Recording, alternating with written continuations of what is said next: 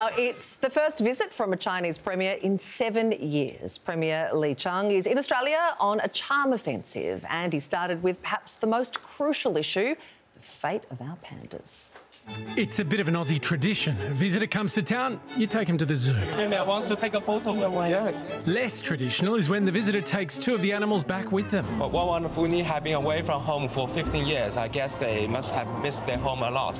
So they will return to China before the end of the year. Adelaide Zoo's breeding pair, who never quite managed to, well, breed, will soon be heading home. But fear not, panda lovers, we're getting a fresh set. But what I want to tell you is that we will provide a new pair of equally beautiful, lovely and adorable pandas to the Yes, a new panda pair to symbolise the new era of relations between Australia and China.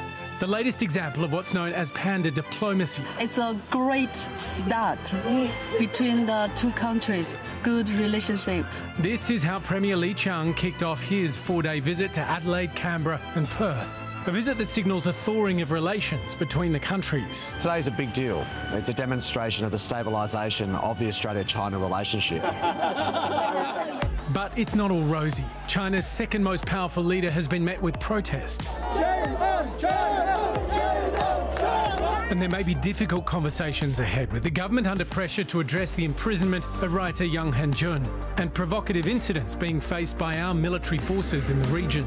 We will deal with those issues and many other issues where we do have to navigate a set of differences of views. So, with those differences of views unlikely to be resolved soon, does this trip truly mark a renewed friendship between Beijing and Canberra? And how much of that is riding on the new pair of pandas? Well, Geoff Raby is the former Australian ambassador to China, and he joins us now.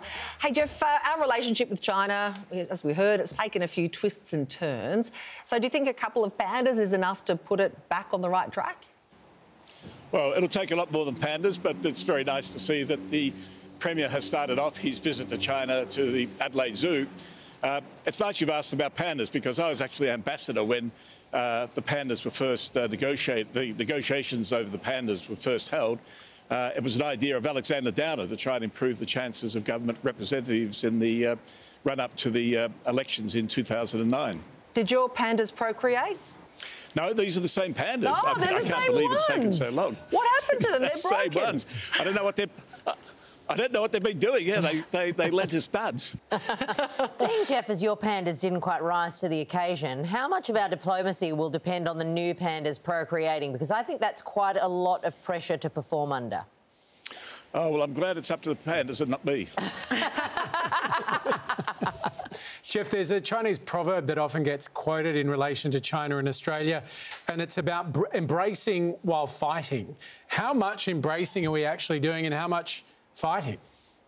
Well, I think, look, there's always in all relationships both elements of common interest, areas you agree on and want to work together over, and areas of difference. And it waxes and wanes over time. I mean, even when I was ambassador in the 2000s, when the relationship was thought to be at its highest level and warmest, there were big differences and sometimes great arguments.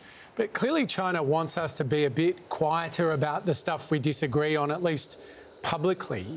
Should we be expecting to see some movement on the stuff that really matters to us, like the academic Yang Hengjun who's been sentenced to death, like the sort of military provocations, maybe the cyber espionage?